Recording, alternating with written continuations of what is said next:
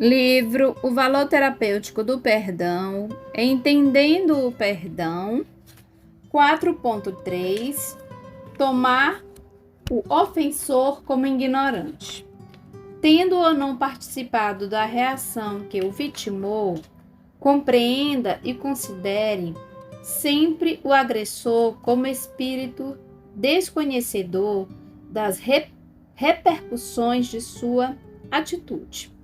Haja vista que, a partir da violência perpetrada e submetido à lei de causa e efeito, ele se fragiliza e se torna vulnerável à violência, atingindo a si mesmo em mecanismo educativo e de reajuste.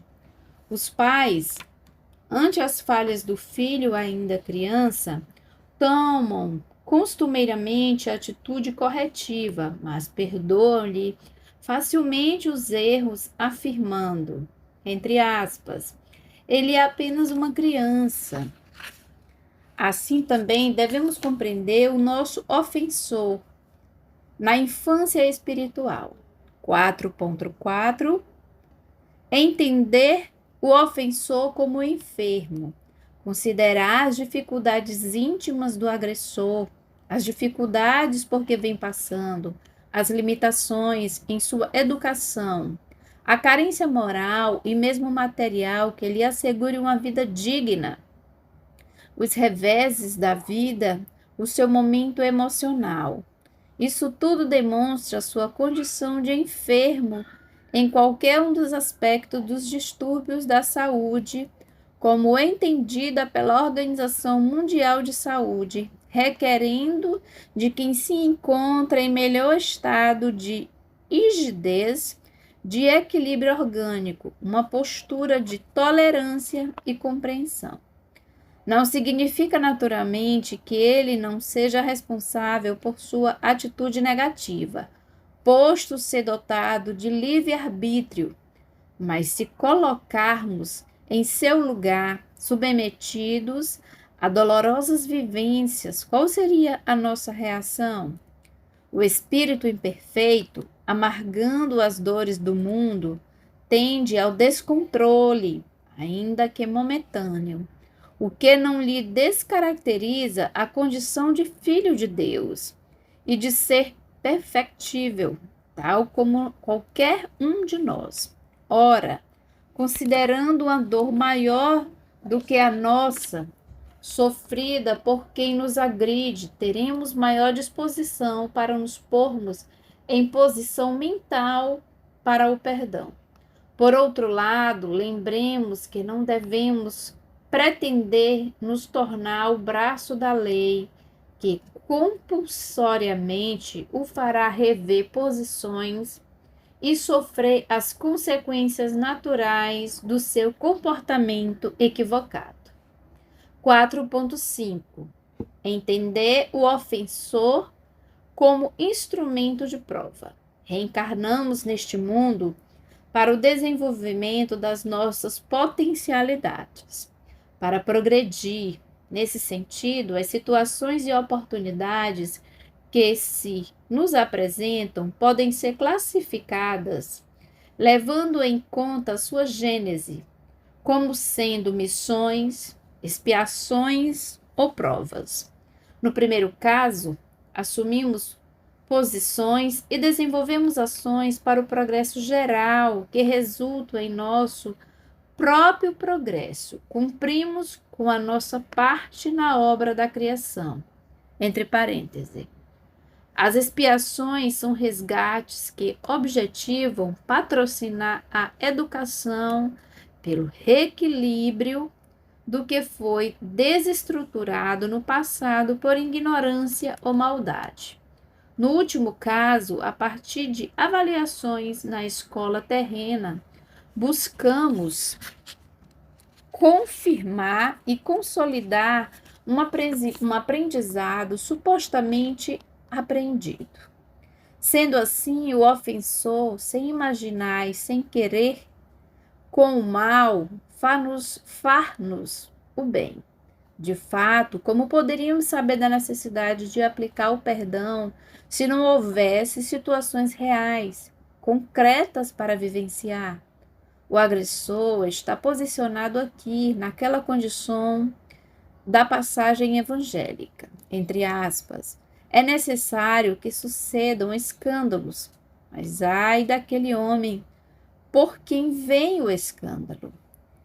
A esse respeito, conta-se que o querido médium Chico Xavier, no início do seu mediunato na cidade de Pedro Leopoldo, sofria perseguição implacável do paróquio local, que invariavelmente lhe censurava a atividade mediúnica, ironizando e demoniando-o, entre aspas, o burrico dos espíritos, fecha aspas, além de outros impropérios, durante os sermões dominicais. Chico era informado por pessoas inconformadas com as agressões gratuitas e, muito embora guardasse postura de tolerância, não deixava de sofrer, de alguma forma envolvido pelas vibrações negativas do padre. Após alguns anos submetido a essa provação, em certo dia, Emanuel, o conhecido mentor espiritual do médium, acerca-se de suas faculdades medianímicas e comenta penalizado: Chico desencarnou hoje, o nosso benfeitor, a qual benfeitor o Senhor se refere, Emanuel. Ao paróquio local, Chico, benfeitor Emanuel, indagou surpreso o médium mineiro. Sim, Chico, benfeitor, pois não fora ele, como você, se saberia capaz do exercício da tolerância, da indulgência e do perdão das ofensas? O agressor, embora de forma intencional, mesmo sem o saber, transformava-se em instrumento de prova ou de resgate para a suposta vítima que, sim, conseguia a superação do orgulho, cresce espiritualmente, enquanto que ele assume um débito a ser ressarcido no futuro, quando será submetido a incompreensões, intolerâncias e violência igualmente dolorosas. Assim, o ofensor faz-nos um bem, mesmo pretendendo causar-nos o mal. 4.6. Considerar a impessoalidade da ofensa. O ser humano, na atual condição evolutiva, é costumeiramente melindrável e, por consequência da sua imaturidade, fomenta traumas emocionais e frustrações inaproveitadas, com repercussões na sua sensopercepção e julgamento das ações alheias, de modo que há mágoas e ressentimentos por atitudes que, se bem analisadas, não tiveram um direcionamento certo, quer dizer, não foram idealizadas para atingir o que se sente agredido. Nesses casos, que podem ser resultantes de desinteresse, de desatenção, de descompromisso, de egocentrismo e de omissão, a ação negativa não se reveste de personalidade. O Dr. Freud Luskin, em seu livro O Poder do Perdão, narra o caso de Marilyn, 52 anos, que o procurou em sua clínica com quadro de depressão e importante baixo autoestima.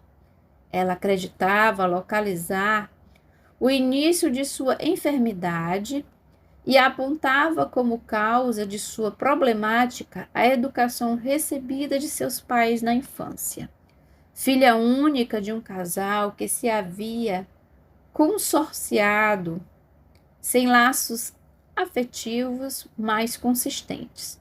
Não teve o amor e a atenção que esperava de sua mãe. Seu pai, embora a amasse, em função de sua condição de militar, viajava com muita frequência e mudava periodicamente de residência, o que lhe dificultava a construção de um círculo de amizades mais permanente.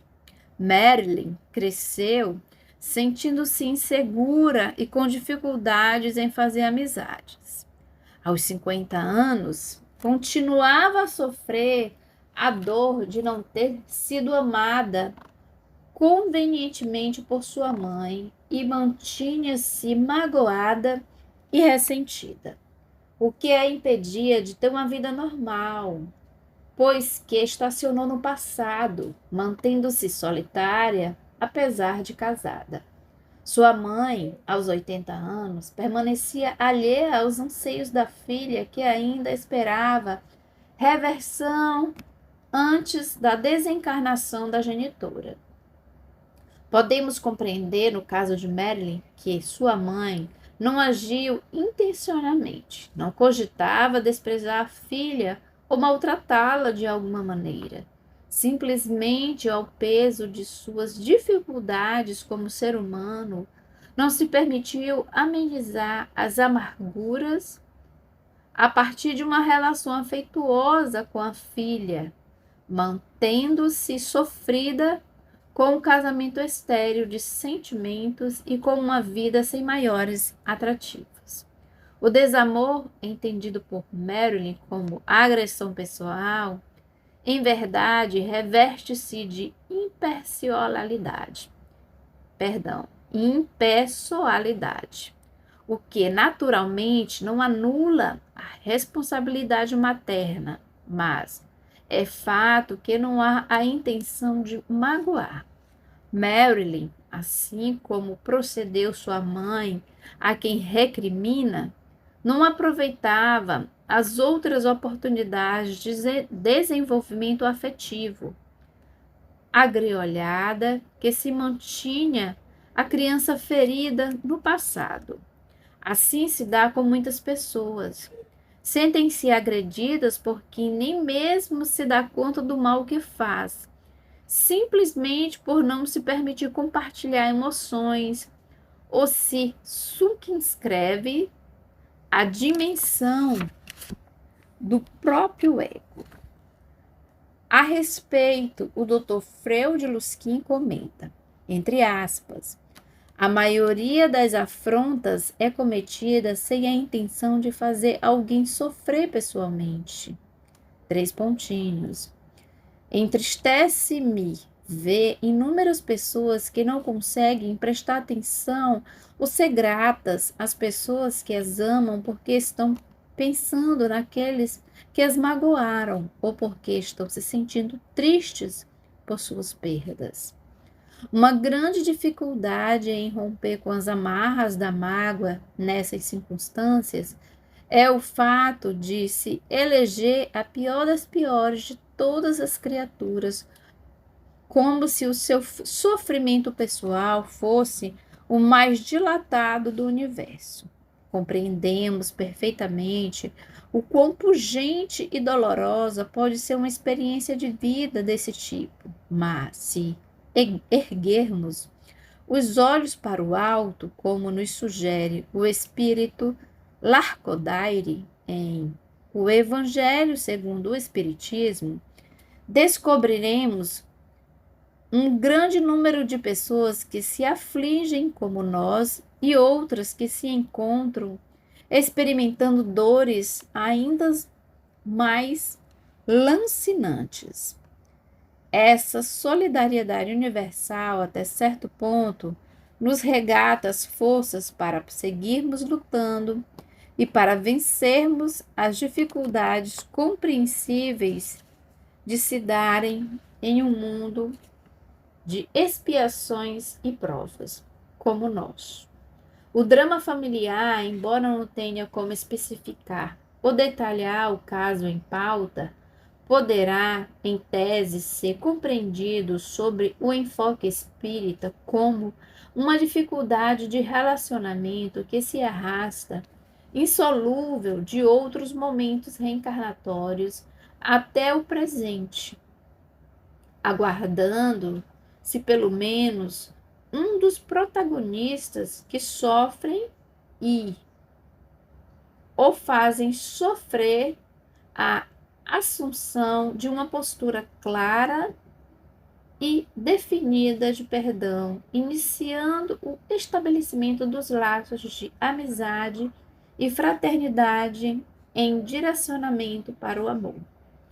Ao se conseguir assegurar-se da impessoalidade da ação agressora, e como pensa o Dr. Freud Luskin, há sempre algo de pessoal e de impessoal em todas as situações dolorosas da vida. De alguma forma se perde a dimensão do confronto que insistimos em manter em termos de comportamento agressivo ou vingativo.